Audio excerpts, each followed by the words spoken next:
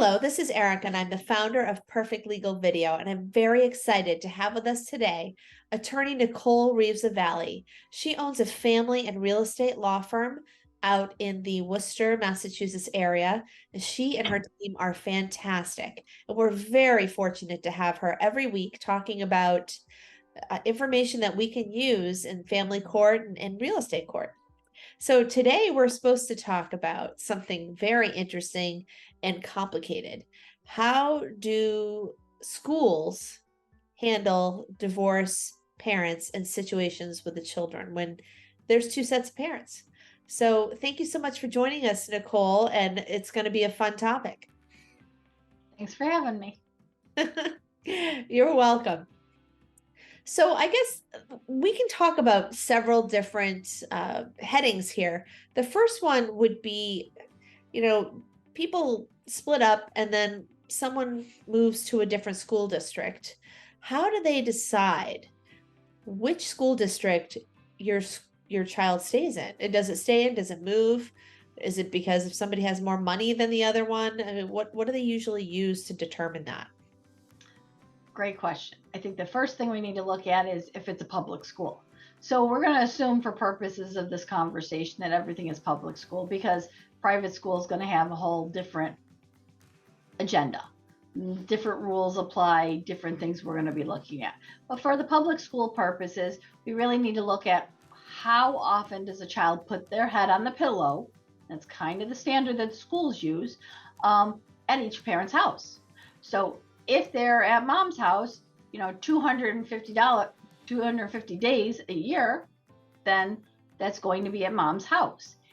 If on the other hand, we're at 165 days, well, more closer to even. So again, we're going to look at that.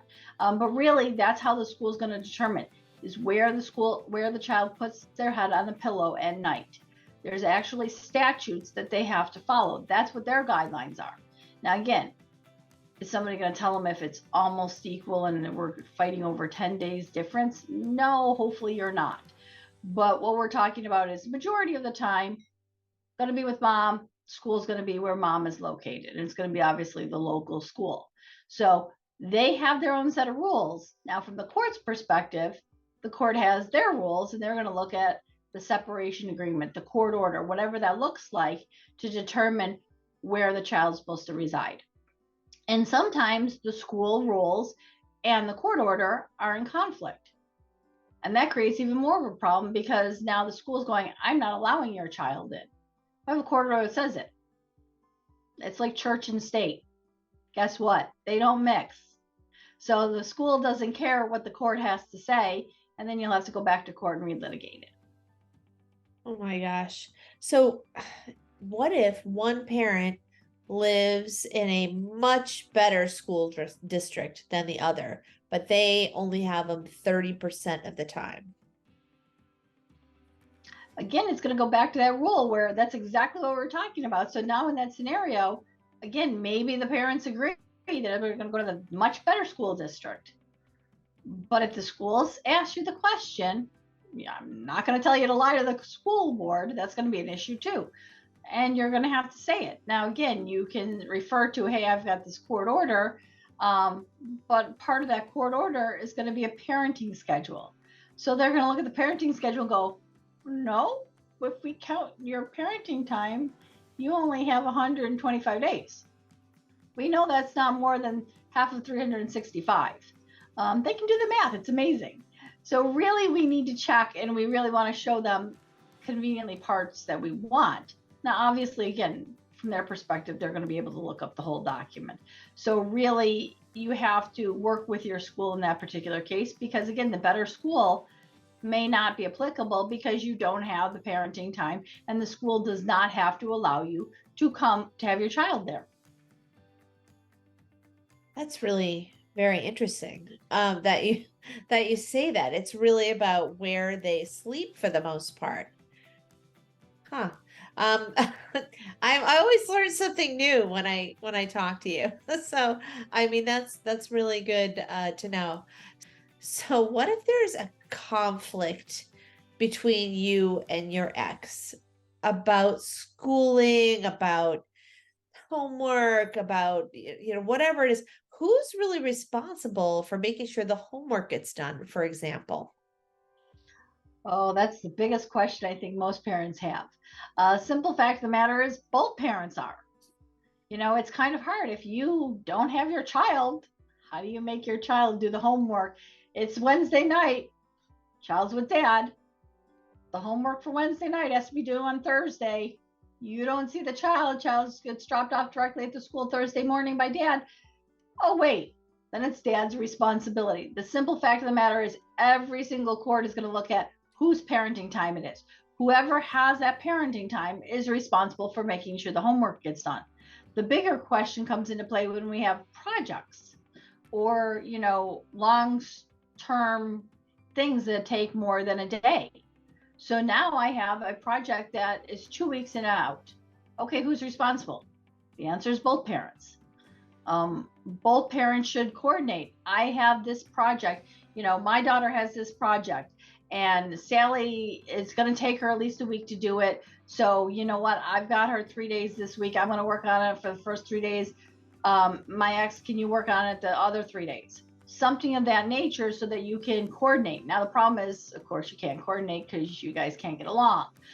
And so we have that issue. So obviously, the ideal goal is that you have a parent that at least can somewhat co-parent, and is more importantly, is looking out for the best interests of the child. But assuming you don't have that, and assuming you're going, okay, he's just going to tell me no, then really you have to kind of look at it and go, I'm telling him to do this. That's great. At the end of the day, it still needs to be done. So we need to plan accordingly when I have this child during this parenting time.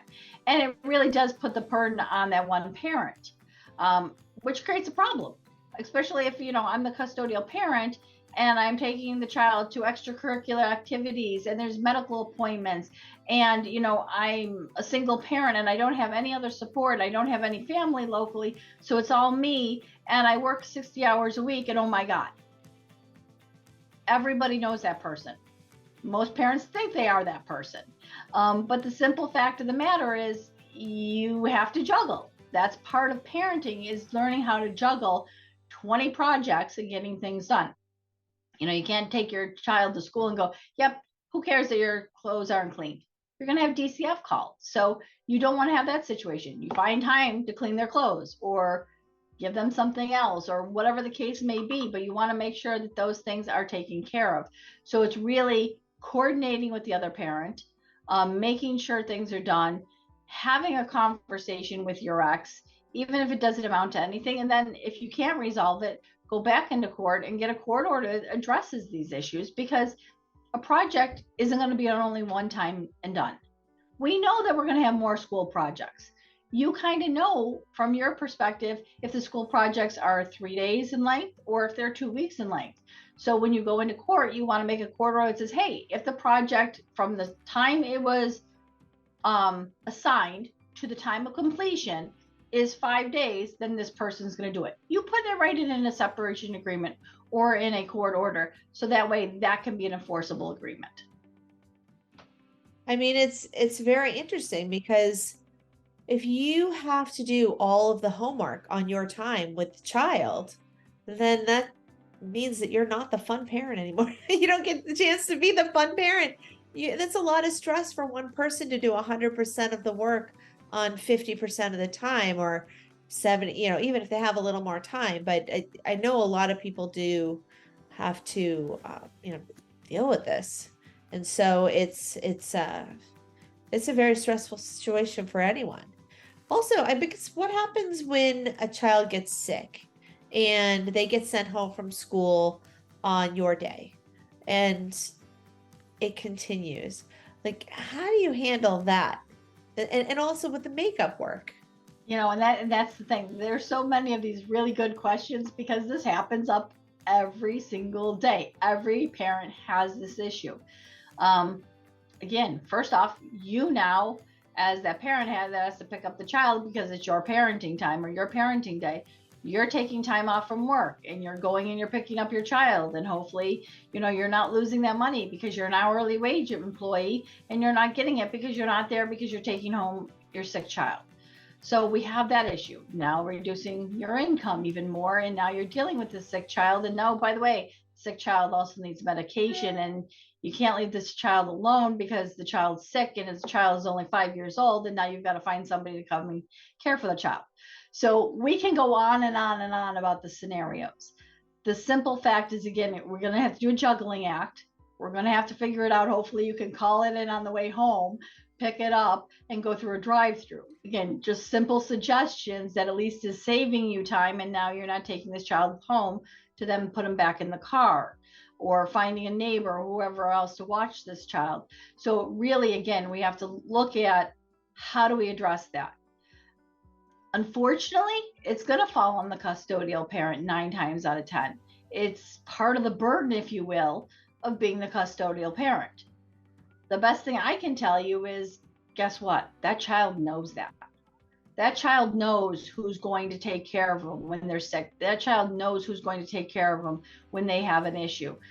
So, you know, you get the brunt work and you're going, oh my God, I'm just like the grunt and I run around like a crazy person. But at the end of the day, that bond is 100% stronger with you because you're the one that's stepping up to the plate, and they go, oh, mommy, daddy, you're awesome. You're always here for me. And that's the reward. I mean, unfortunately, that's really what it is. You as a parent, you're like, oh my God, this kid loves me. I'm great. Like, you know, who cares about the other parent? But the simple fact of the matter is that's kind of what you get. You do have to take on that burden. It is the role of any parent.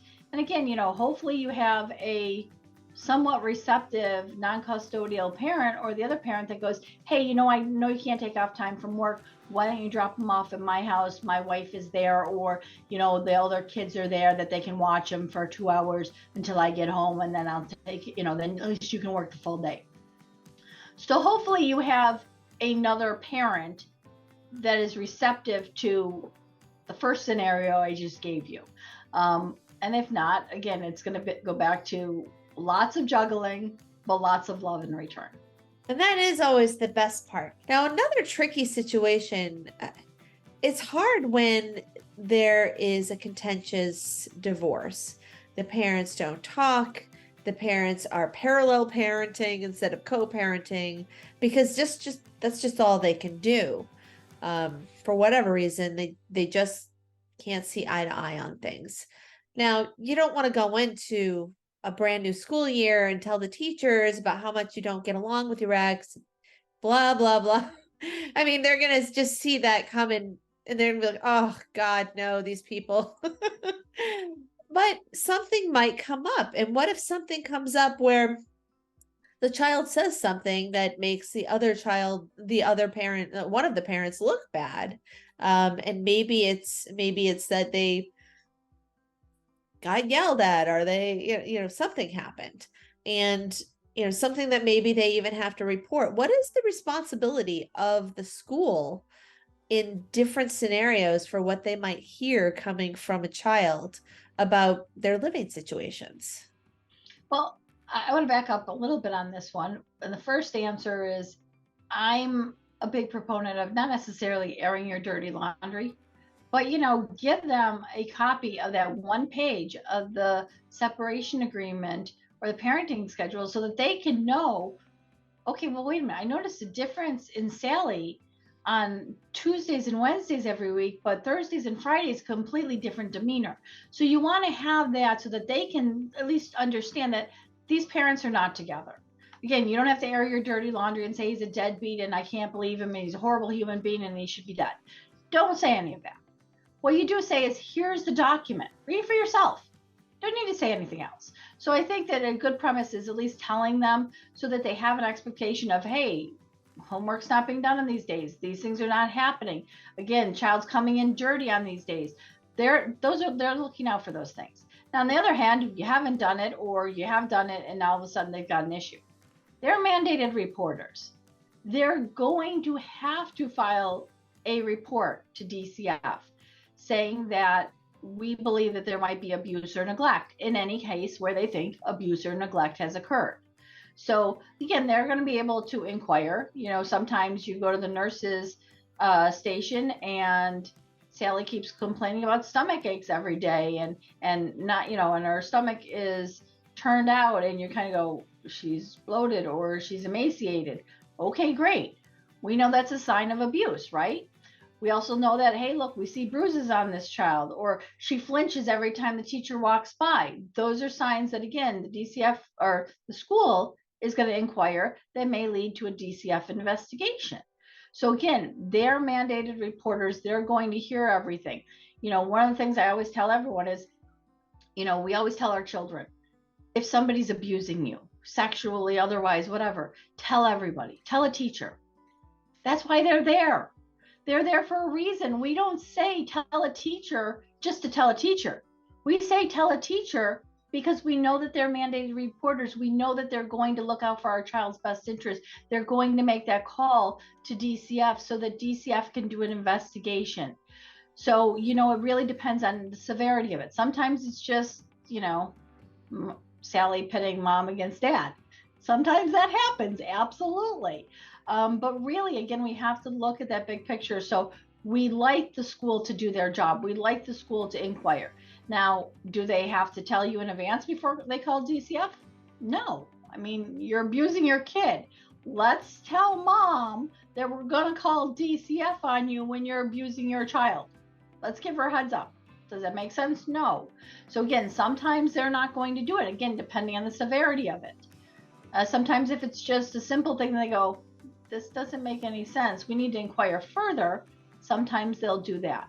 But again, they're a great resource to help protect your child. What if they don't follow the right path and they tell the abusive parent and then the kid gets hurt? I mean, you hear about that stuff happening. What do you do in those cases?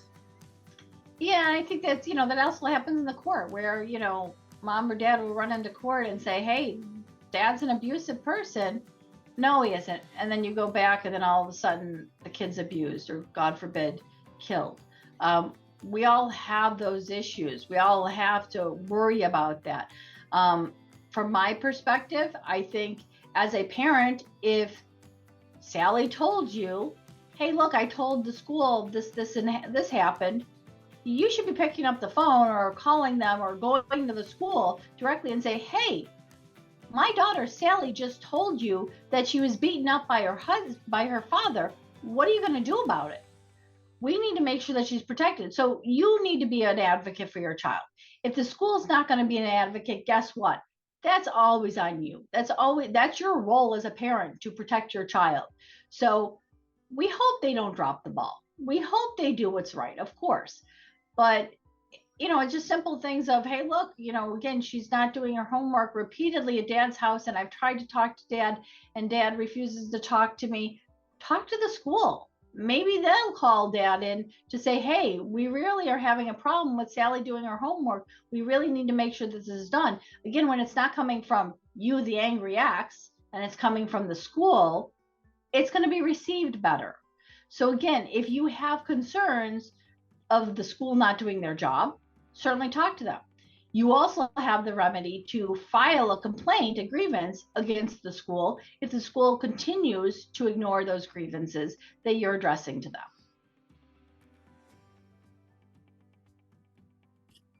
Wow, this has been just an amazing bunch of information. I'm sure a lot of people don't know how you should go about handling these situations when the school gets involved, and what are the order of events and what should happen next.